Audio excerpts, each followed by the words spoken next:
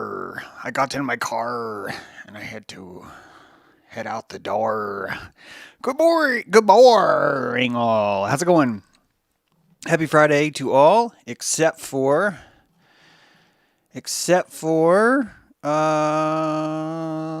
Spirit Free. Sorry, bud. I haven't blocked anyone in a long time, but you get it today. I don't know if there's rumors of autism have been spreading.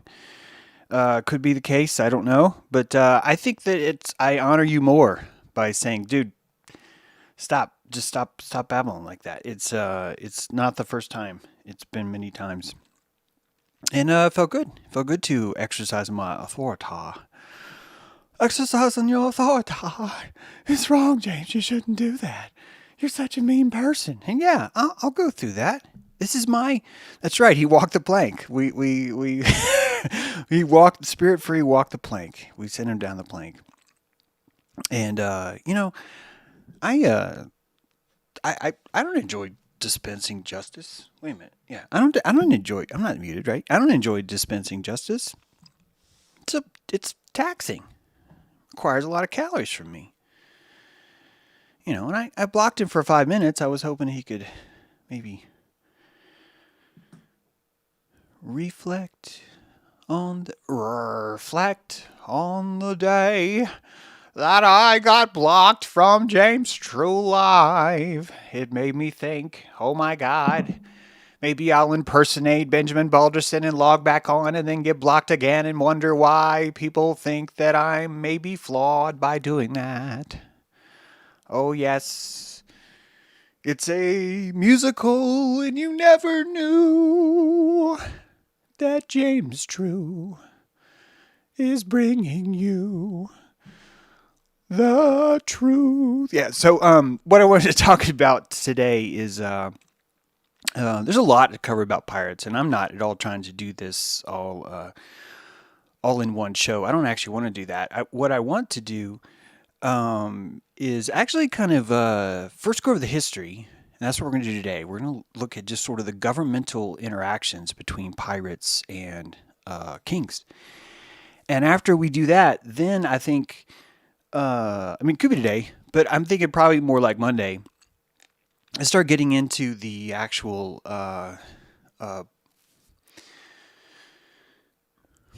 tribal aspect of being a pirate. We'll put it that way. Tribal aspect. Yes, it is a feat, Sark. In fact, I don't watch Sark. Sark's, I'm going to use the word supposed to be a mod. That's not supposed to be like a... Sark's supposed to be a mod, and now that I've gotten to know Sark, I'm under the impression that Sark takes this as a challenge more of, okay, James wants me to be a mod. That means for me to be a good mod, I will never, ever, ever exercise my mod powers, and that I will use the vitriol of whoever's in here to learn to better my powers. I think I don't want to speak for Sark because I don't watch him enough to know that that's what happens. We don't even have discussions about this. We just kind of you turn these guys loose. I gave him a writ of marque, and I said, Sark, you, my friend, will pirate the chat seeds, and you may declare war on any other pirate that you see in the chat. And you, I know for a fact you don't actually do that. You're probably one of the worst profiteering, like you're the least profitable privateer I've ever hired. Let's be straight up with you. And I think that's a term of endearment if you really consider it. Like, it really shows that there's something that binds us that has nothing to do with your duties to the chat or to the to stuff like that. So there you go.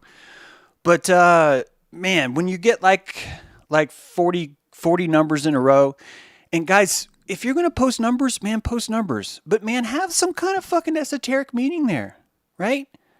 Like if it's episode 314, start posting like 22 divided by 7. And then people are like, what the fuck is that? Valkyrie will figure that shit out. She'll have it solved in like 20 seconds.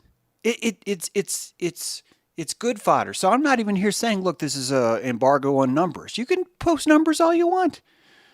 Go ahead. One of you post 4. Go ahead. I dare you. One of you post 4. Watch what Sark does to you. Watch what happens. Watch the pure, raw, anarchistic discipline of Sark dropping the hammer on you. It's a little squeaky hammer, and he doesn't even use it. He doesn't even use it. See, now we got all these fours coming in. There you go. There's a lot of foreskin coming in here. It's all over the place. Can you do your favorite? Yeah, poly. Yeah, now Spectral's gonna fuck it up. She's gonna post poly numbers now. She's gonna be all about. Well, what's wrong with 2-4s, James? And there's nothing. 44 is a good number. It was my first BMX number. Some of you guys might know that. It's an important number. I know I've said this before, but seriously, the day that I found out that I was allowed to just pick the number that I could put on my bike, I remember the sticky vinyl letters that go on the plastic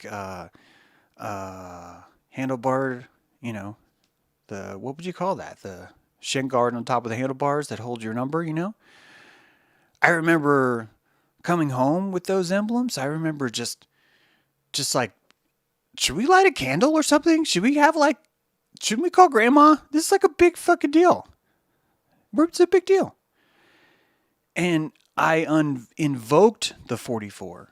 I couldn't believe that I could just be 44. I thought for sure the minute I was in there in the bike shop, and I'm like, well, if I can have any number, I want to be 44. And I was just waiting for this, like, boom. Are you fucking kidding me, kid? What is wrong with you, kid? You want to be 44? Hey, lady, is this your kid? Well, maybe you need to be raising him better. You can't be walking in off the street asking for 44. And I was 44. It's freaking amazing. I still am. 44. So we got 102 people. I don't want to lose you now. So let's get crack-a-lacking. Good to see everybody. Hey, Mel. Good to see you.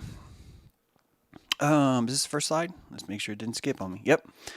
Homo sacer, Latin for the sacred man, or the accursed man. It's a figure of Roman law. A person who is banned may be killed by anybody, but may not be sacrificed in a religious ritual. Do you hear how insulting that is? This guy's a varmint, and at no point can you use his death as any sort of religious sacrifice. You can't do it. You can't do it. This guy means nothing to me, is the idea behind this Homo sacer. And it's fascinating that it's called the sacred man, isn't it? That the very root of banishment itself came from the word sacred. The sacred man. I declare this man sacred.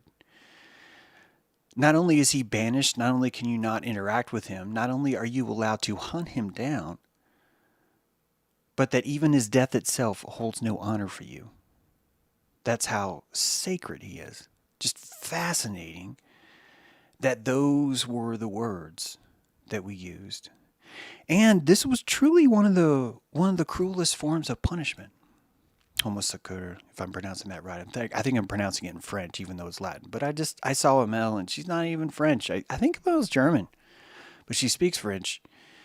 And because I'm such a simple mind, I combine all these things together. But anyway, this is what I want you to see here is that this entire journey into civilization is not exactly what we thought it was. I think that we pictured each other like, oh, fuck, I finally figured out fire, thank God. Man, that took forever. Holy shit, I was trying everything. For like 7 years, I was convinced that fire came from water. Remember that, Helen? Remember that? We were down there at the river for like 7 years, and you were mad at me, and you wanted me to try other things, and I was like, no, Helen, you can't give up. The gifts of the gods will bequeath us.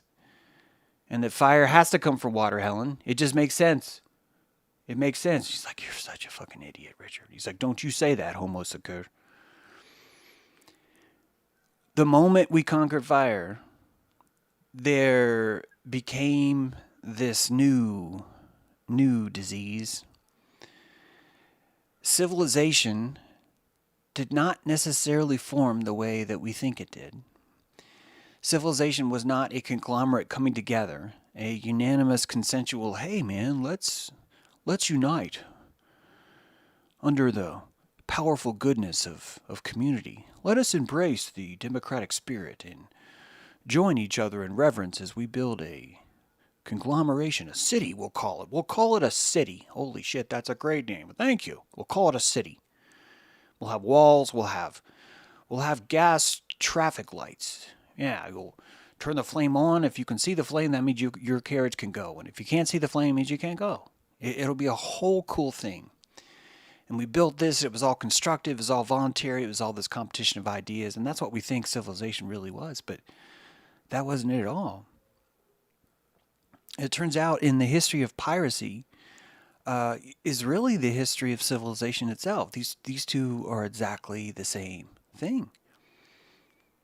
And their formulations require each other. They wrap around each other like kudzu, binding to the balance of each other as they grow. To cut down one would be to destroy the other. To spark one would be to incur the growth of the other. And this started with the idea, really, of this sacred man. What I want to convey to you, I think, could best be described by, I think it was 5 years ago. 5 years ago, I was in Boone for something, the town of Boone.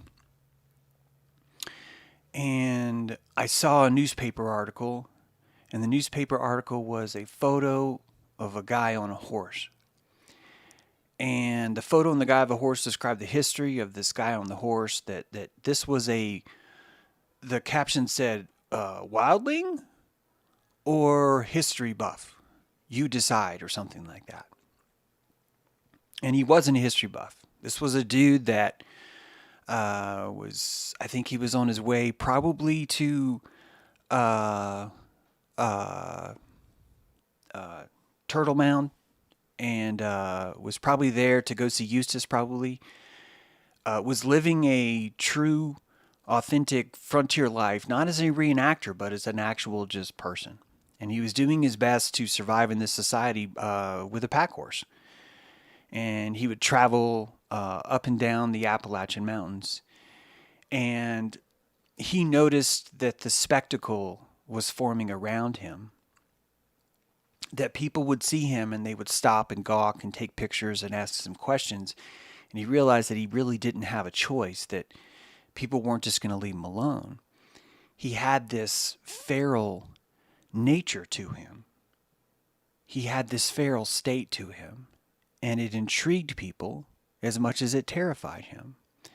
And in the story, he was explaining how many times the cops have been called on him, how many times people have tried to prosecute him for trespassing, even though maybe he wasn't necessarily trespassing. Maybe sometimes he was. I'm not trying to defend the guy. Just saying, here's a guy just trying to roam, trying to live off the land itself, and the people around him would not allow it. It's very similar when a bear comes into town. In your local town, if there's a bear, it turns into an O.J. Simpson chase. And cops are following the bear down the street. They're filming it. It's being broadcast, live stream, and simulcast. There's Chopper 4s on there. Chopper 44, right? Chopper 44 is up there in the air doing his thing. And the bear is not allowed to be a bear. The bear is Homo sacer, the sacred one. And this is something that we only see in these rare moments when a dude walks into town with a horse. The movie First Blood, which was the prequel to Rambo, believe it or not. Yes, I'm going to use Rambo right now. Rambo was a modern day version of Homo sacer. He entered into the town and was instantly seen as the bear, the pariah, the outsider. They actually called them the wolf head. We'll get to that. And that these people were deemed feral, untamed, and anti-society. And this caused a fear, an irrational reaction, much like you might see with, say, vaccines. You know, the back on your back. There's all those vaccines that they have out now, the magazines that are dedicated to your back. That you have these kind of reactions where, well, this must be binoculated, right? Binoculars. This must be binoculated. This entire feral nature here must be subdued. And this really runs your entire town. You live in fear of anyone that does not look, feel, and smell unferal. It becomes what you consider dangerous. And I'm telling you that this is exactly what caused civilization to come about. Where's my mouse? Here. The definition of feral basically means untamed. The definition of tame really comes down to not dangerous to humans. Homo sacer. No longer sacred to humans. No longer sacred. Because you are tame now. You are not sacred. A wildling is sacred. But you are not a wildling. You are not dangerous to man. The only definition that we need to participate in society, civilization, is, are you dangerous? And if the answer is no, regardless of whether or not you are now in society. You are now a member of society. And this really creates that psychic state that I've talked about, this white belt that comes over you where you think, well, clearly everyone here with a mortgage is not dangerous. Clearly everyone here who's subject to the penalties of the law is not dangerous. Let's make more laws. Let's make more penalties. That will make everyone less dangerous. And if anyone shows up that's more dangerous than yesterday, we'll make another law. We'll create something else to subdue this, right? To change this paradigm here, because we have civilization. We're not feral around here. You kidding? And the truth of the matter is that civilization was as impressive as it was oppressive. And I don't mind if anyone accidentally understands impressive meaning, oh, you mean impressive, like to be, I'm really impressed with you. And I'm like, no. The actual etymology of impressive means it was forced upon you, to be enforced into something. Civilization was as impressive as it was oppressive. It became so impressive that retards around the world had to change the definition of the word impressive just to stomach how impressive it was. That's right. That's what it takes. That's how impressive it is. And that there was a time when your biggest threat was not appearing civilized. And this is the birth of fashion. And I do not mean this lightly. I think people, when they first encounter my work, think that fashion is a superficial thing, and it's not. It's one of the most profound, important parts of your field. You associate into your fashion. It gives you the safety and security of life itself. Fashion is life. And the Homo Secure knows that more than anyone. It is No Pants Friday, you're right. That's why we have No Pants Friday, Althea. That your survival itself would actually depend on whether your pants have a hem. Whether you have pants. Oh, you've got stockings. Oh. Wow. That's kind of old hat, isn't it? You're wearing stockings and you're coming into town and you want to stay here in a place? I don't know. You seem kind of wildling to me. Why don't you go out and get some pants and come back and we can talk later? No shirt, no shoes, no service. That sign is more obvious than you think. That is an old egregore that's still there. It's saying you will be civilized. You will not be sacred. You will be the opposite of sacred. The truth is that civilization had to be impressive long before it became oppressive. If civilization would not have spent so much effort impressing you, forcing you into it, it would never have been able to even afford the luxury of becoming oppressive. And this truth stings farther than we really want to go because um, uh,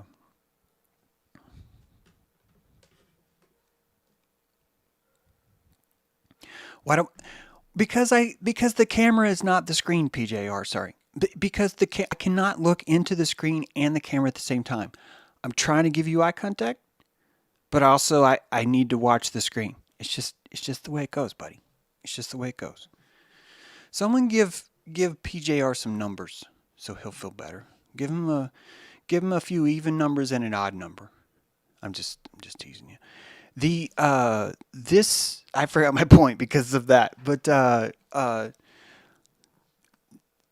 this impressive nature, Billy Budd was impressed.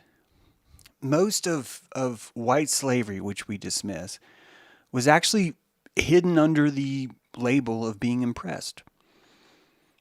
And first of all, you'd be treated like a wolf if you weren't a part of civilization. And the moment you enter civilization, you could be impressed, you could be in the wrong tavern at the wrong time and wake up with a huge sore on your head. And now you're sleeping next to a cannon. A cannon. And this is your new home. And you climb up on deck and there's no land anywhere. You don't see land anywhere. You see a few ships maybe in the distance. You have no idea where you're going. You have no idea who put you here. And that came from civilization. They weren't picking up wildlings in the forest. Do you know why? Because wildlings were too tough. They were too hardy. Now, we'll go into civilization. We'll impress Billy Budd there. The people that we need for our boat will be gullible, and they will be drunk, and they will be in a tavern, pretending that civilization is there, and they will not be sacred. And we will take them, and they will wake up tomorrow, and they'll be fine with it. They'll bitch for a little bit, but they'll be fine with it. And that's literally the definition of a navy. Not kidding. Literally a definition. Captain Kidd, one of the most famous pirates, right? The day he gets his letter of marque, he's exiting the canal, heading out to sea. Has so much confidence in what he's doing. A royal ship passes, and him and his crew do not salute. The admiral gets mad, boards the... comes up on their port side, actually turns around, comes up on their port side. Captain Kidd's men start mooning him. Like mooning him. What does the captain do? He takes over the ship and puts 18 of them. Like, you guys are in the Navy now. All of you that showed your ass on the mast, yeah, you belong to me now. You're my property. You've been impressed. You're not sacred. You're sacrificable. And this entire pirate idea could only be possible with a privateer. What is a privateer? It's a corporate pirate. It's a corporation licensed by the state to commit piracy. A privateer is a corporate pirate licensed by the state to commit piracy. The word outlaw, do you know where the word outlaw comes from? It's the writ of outlawry. It was a pronouncement, caput lapunum. Let his be a wolf's head. And to declare you an outlaw was basically to declare you feral. And the moment that you were declared feral, guess what? Anybody could do anything with you or to you under the law. It was considered legal. They could hunt you like a wolf, hence caput lupinum. Right? Lupine? Lupinum. I'm sure I'm pronouncing that wrong, but you see the word lupine in there? The head of lupine, the wolf's head. And what is civilization but a bunch of people coming in going, hey, this little wolf puppy was like going to really be dangerous, so I killed him. I'm going to go to the tavern now and enjoy my civilization. And this is truly how this entire world got built. Got built off the heads of wolves. Got built off the idea that people were coming in making the world safer by impressing them into civilization. By incorporating them, right, into this idea. And fashion is the saran wrap that proves they've been assimilated, right? An outlaw is a person declared as outside the protection of the law. In pre-modern societies, all legal protection was withdrawn from the criminal so that anyone was legally empowered to persecute or kill them. Anyone. Outlawry was thus one of the harshest penalties in the legal system, worse than death, believe it or not. In early Germanic law, the death penalty is conspicuously absent, and outlawing is the most extreme punishment, presumably amounting to a death sentence in practice. The concept known from Roman law is the status of homo secur, is what we talked about.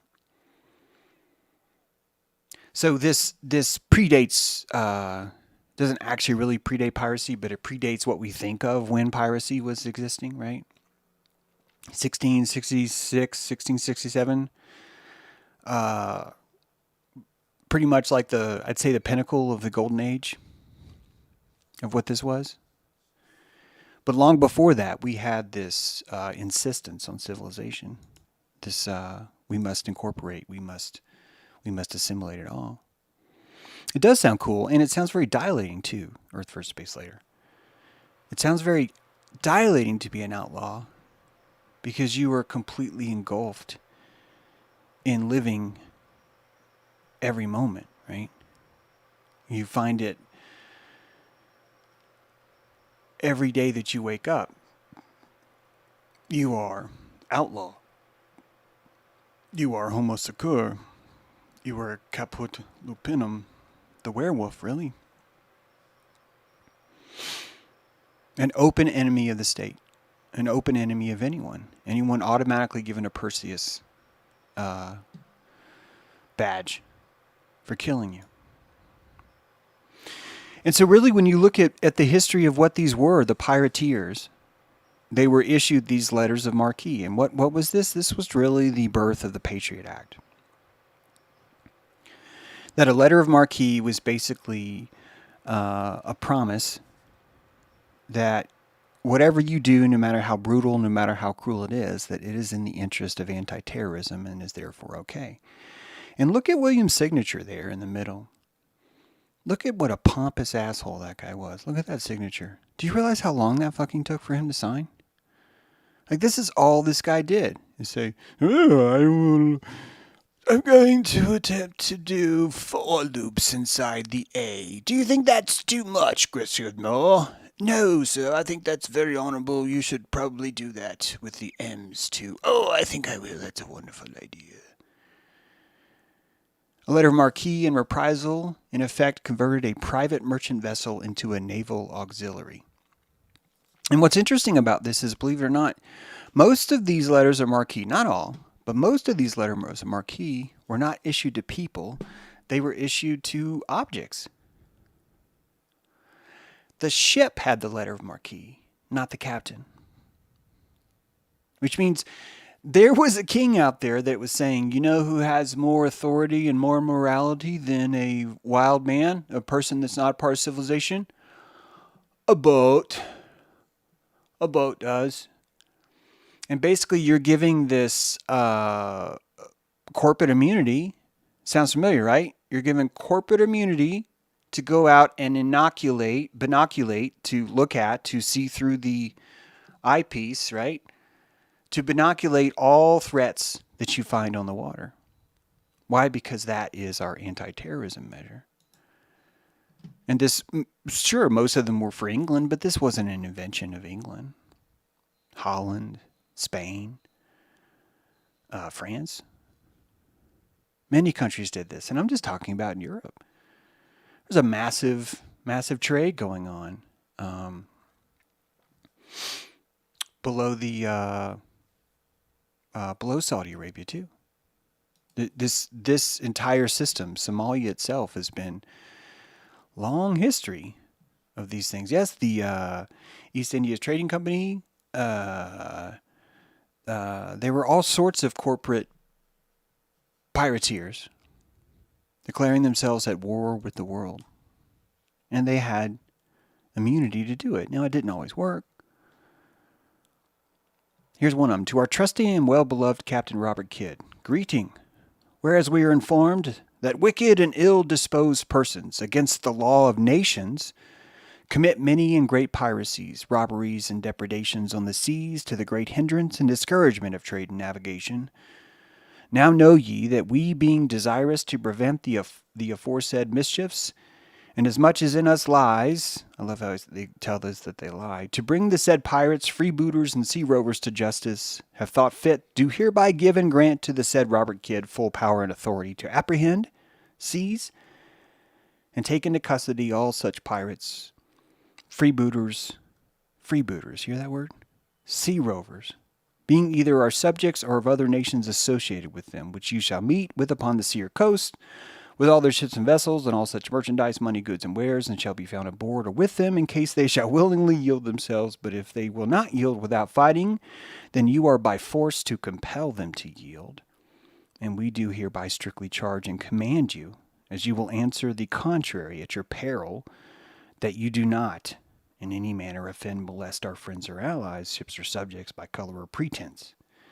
What this really is saying, across the board, is if you do not submit to a country, we will hunt you down and kill you.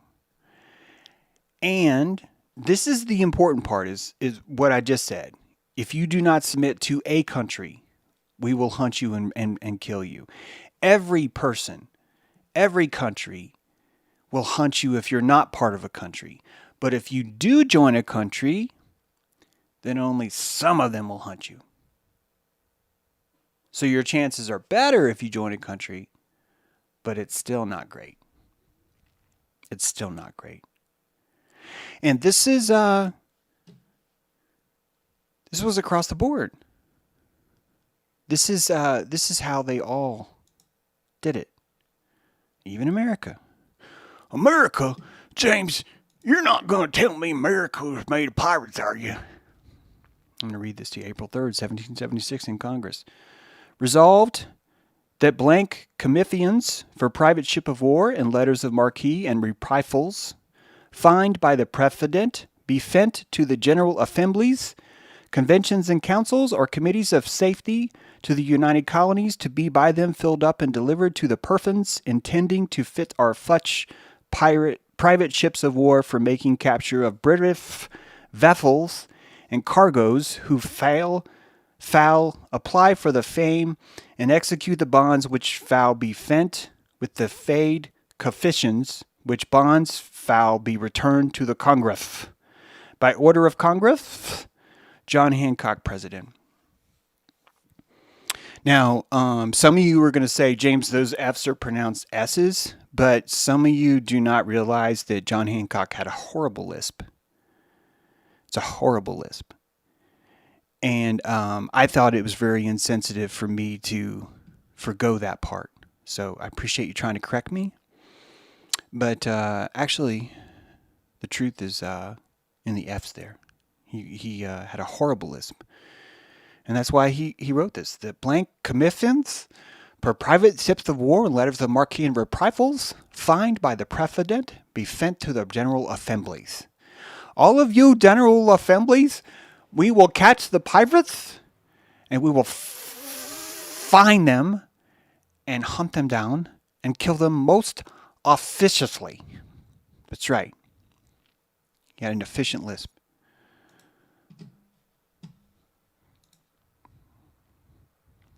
Any vessel without allegiance to any state was deemed hostis, humani, generis. Generis, I'm sure pronounced it. Hostis, humani, generis, or enemy of mankind. If you had the fucking nerve to have a boat and you did not pledge allegiance to the state, you were an enemy of mankind.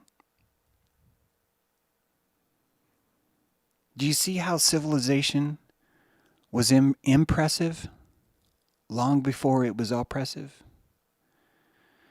Can you see how our ancestors were really kind of just basically fucked here? Of like, what do we do? What do we do? Do we wear a flag? Do we not wear a flag? Do we pledge allegiance or do we not pledge allegiance? How did you even survive back then solo? I would imagine it was very hard. I would imagine that Tribal One back then was tricky business and required a certain kind of focus that many people just did not have. I think that's why half of Rome was built on slavery. Half of Rome was made of slaves. And they were willing slaves, voluntary slaves. This is why I did that White Slaves Matter, because I want people to understand the true history and purpose of slavery, and why we choose slavery, and why we have chosen slavery, and why there are people around you right now that insist, can we please have slavery? There's too many homo securs around here to not have it. We can't be having this, James. See that ship out there? It doesn't have a flag. Who knows what they're up to? Who knows what might happen there? And so anti-terrorism was born. And it continued to thrive. And when COVID first hit, I just really fell in love with the idea of sailing. And I still like the idea, but I was brutally brought into the reality as I started to notice that the ports are the most secure against this homo secure. My mind had it where, well, the ports would probably be the most free place to go, but actually it's not. You know, the moment you even enter into the territorial waters of what we're calling a country, you are instantly required to fly what? A Q flag. Q flag. It's a yellow flag. And you don that Q flag on your vessel and you tell everybody, hey, I'm scared. I'm yellow, basically. I'm yellow and I'm here at your mercy. And I'm coming here to comply with your laws because I believe in your authority and I grant you sovereignty over me while I'm under this Q flag. That's what it really says. And when you pull into this port, you're stuck on. You're not allowed to come on land. If you do, someone is going to find you and they're going to treat you as the wolf's head. And you may sit on that ship for 3 or 4 or 5 days until someone decides whether or not you're clean. And they'll do that with what? A PCR test.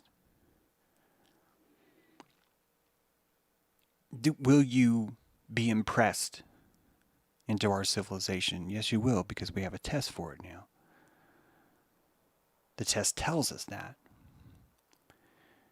And so the privateer was the corporate and state-owned system of piracy. And the entire thing was running under the flag of an anti-terrorism program. Now, I'm not here to romanticize pirates. I'm not here to romanticize government. I'm here to tell you that pirates and government are the same. Exactly the same. Well, you can't say, no, I can say that. They're exactly the same. Because the biggest pirate wins. And that's what government is. Government's the biggest pirate. How do you get to be a biggest pirate? You learn how to torture and impress your civilization in the most effective way possible. A lot of these privateers would use just sheer, raw, dramatic, salacious violence. And we'll cover some of these pirates as we go forward. I want you to see the different style that was running on these different ships. I want you to understand that each of these ships was this independent nation. And it was operating, even this letter of marque was really just simply giving it a bulletproof shield against certain kinds of attacks. And a lot of times this letter of marque was actually a death sentence. If a Spanish ship caught you with a letter of marque, they would be sure and wrap that letter of marque to your chest as they torture you to death. They want whoever's to see that to know that we deem the most terroristic part of you the fact that the state is sponsoring this vessel. And it ends up building a reputation on the sea is exactly the same technology that fashion runs on your pants, on your legs. It's the exact same science. It's the idea of creating this front, creating this image. It could be true, by the way. I don't even mean front, doesn't even necessarily mean faulty, but it's to present a front. It's to present a privateer, to present someone with the papers. Well, I'm here to hunt the wolf's head. That's all. I'm here to make sure that we're okay here. And how we're going to be okay? I'm going to go out and kill wolves. I'm going to bring them into town. Then you guys are going to like me because I'm a wolf killer. And that's literally the definition of civilization. And it's as impressive as it was oppressive. You know, most of these settlements in America, the people inside Jamestown were forced to stay. They weren't like, oh my God, let me in, Jamestown. You guys have all your shit together. This is great. No, some of them were like, I don't like what we're doing here. I'm going to go out and live with the Indians. It's like, no, you're not. What do you mean, no, I'm not? You can't go out there and live. Well, why not? I'm a free man. No, you're not. You're property of the Virginia Company, bitch. Did you ever wonder why all the people in the Jamestown were men? No women and children? Do you know why? Because it's slavery. It's corporate slavery. And it's funny how we're all like, well, the Spanish and English and French were competing so that they could trade with this new nation. Bullshit. The Spanish, English, and French, after 2-3 centuries of working on their piracy, on their letters of marque, decided, hey, there's new land over there, but there's people living there. They didn't even say new land. There's land over there, but there's people living there. Yeah, the city of London, it's right there in Virginia. That's how many, yeah, they got mounds, they got huge, they have this thing called corn. It's fucking amazing. These guys know what they're doing. They're older than we are. We can go over there, but we're going to have to fuck them up. I recommend that we all go over there under the auspices that we're separate countries, but we actually pick different sectors and we agree to tame that sector on behalf of Spain, on behalf of France, on behalf of England. And that maybe that's the only way that you could logically explain to me why in the world the French would allow the Spanish to go that deep west into their territory, or the British for that matter. That the entire time there's this open swath where we will kill you if you come up here, but right there is fine. Totally fine. And that England had a written agreement with Spain that actually said, we will only formulate colonies 100 miles or more into the river inlets. You will focus on the coast. And that this is how you dismantle and impress a civilization, because you're looking at a country that's completely made up of what? Of wolf heads. Of sacred men. Sacred men. Feral people. And that was the most dangerous thing a civilization could imagine. And it required a multi-privateer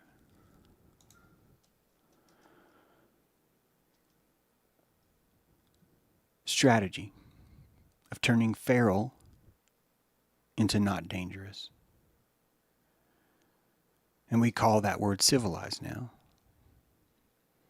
because we've removed the sacred man.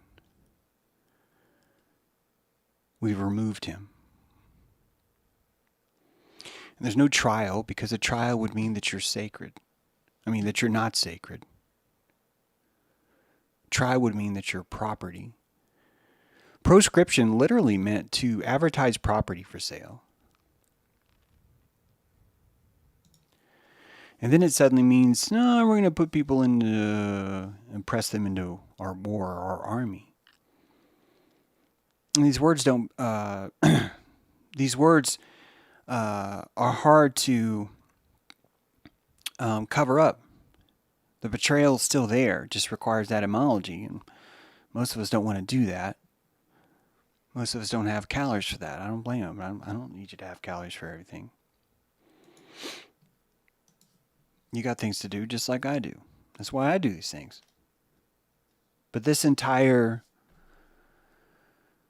thing was exactly because we had this illusion of country. That we had this idea that we could remove the feral parts of humanity.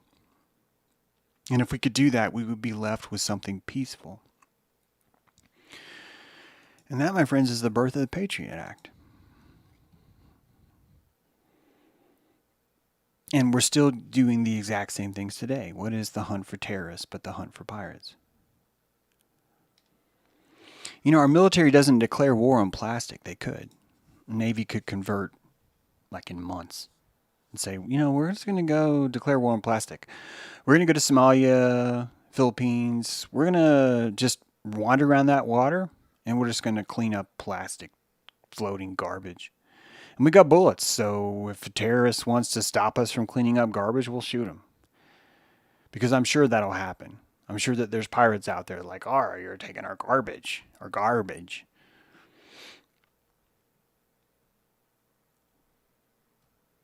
Countries aren't what you think they are they? They've never been. Ever. Ever. And they've been working together for a lot longer than you think. And it started when they started to notice, hey, you got a letter de marque? So do we. And America, who hated England the most, decided we will copy your letter of marque and do the same. How much longer do you think it takes when countries start to realize, wait a minute, we need France more than we need our own population? If we could get allied with France, we as England, we'd be a lot more powerful. And France says the same thing. We'd be a lot more powerful if we were aligned with England. Who cares if our people are loyal? They'll change their mind. And what we need to do is systemic working together. Do you realize that all the maps that we use today to navigate came from the same source, 19th century England?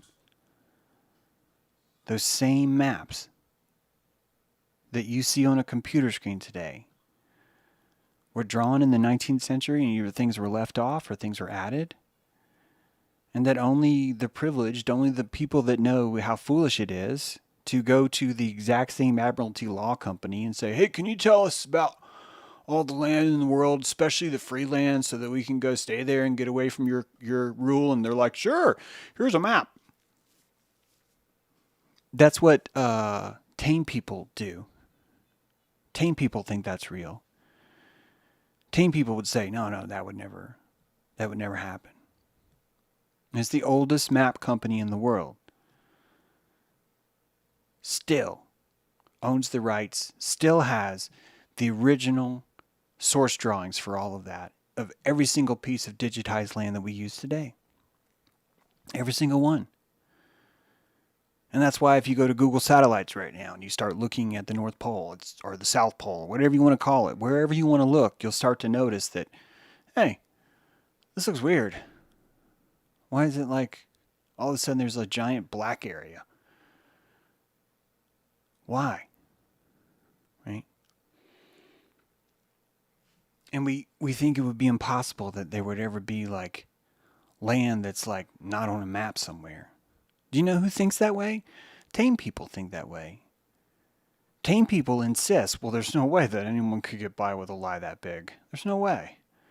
Why, that would take like 2 or 3 countries like lying in unison, James, and that, who would ever have that? And you know, even the idea of parlay, Some of the most trusting contracts that were ever written were contracted between pirates.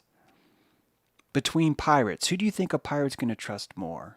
Another pirate or you?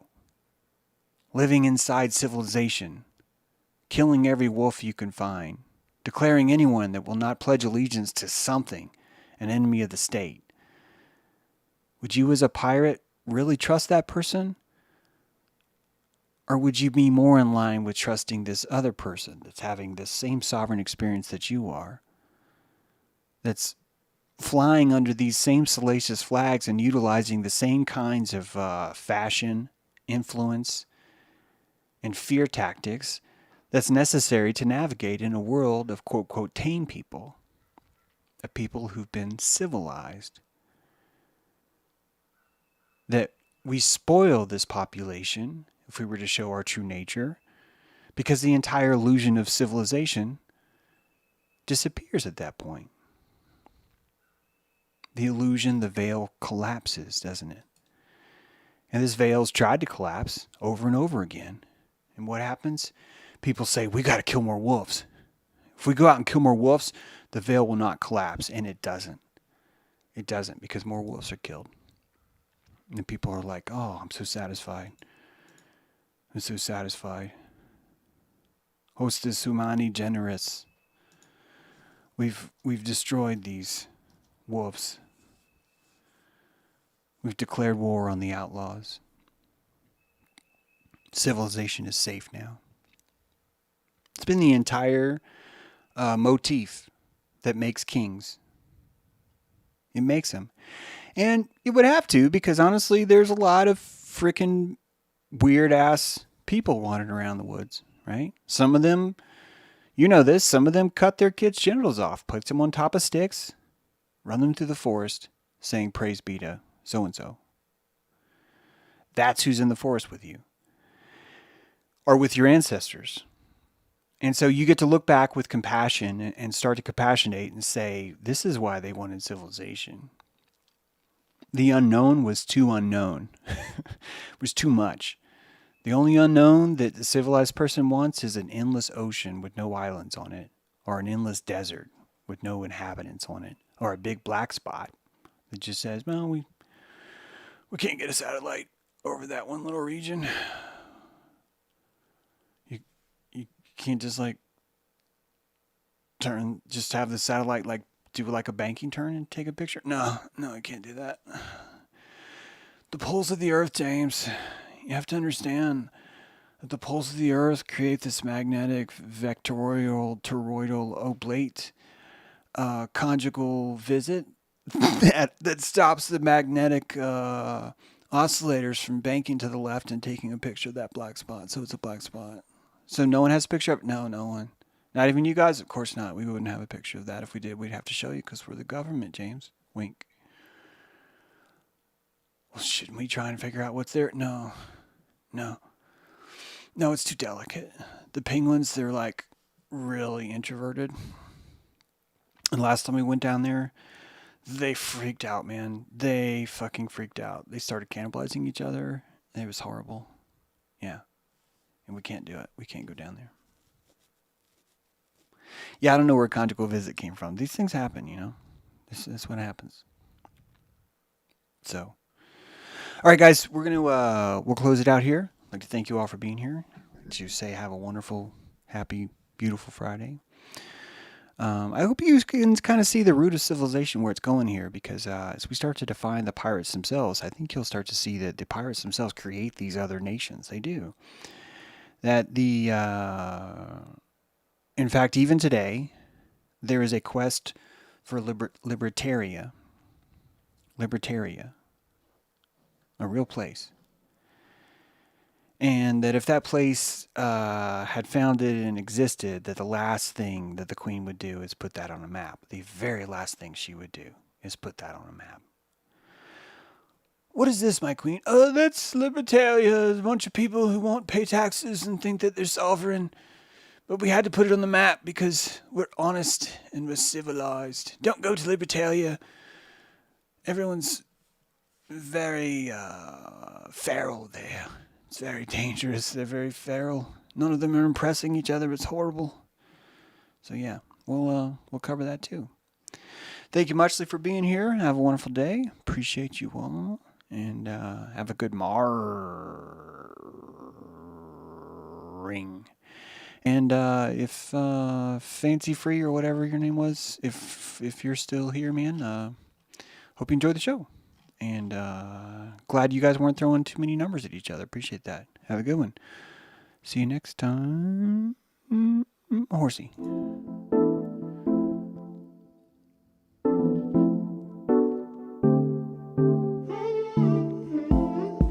guys have a great day.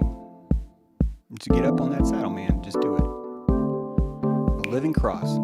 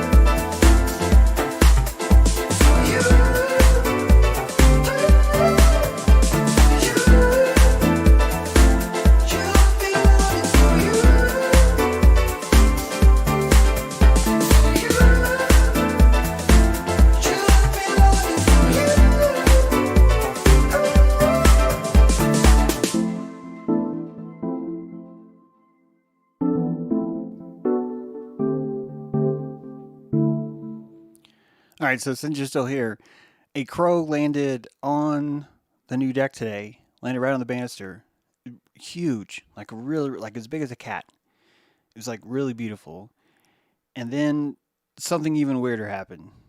My dog went to the new porch, the pea grass I made him, walked outside on the pea grass, stepped onto the grass, and peed all by himself. It's pretty amazing. Pretty amazing.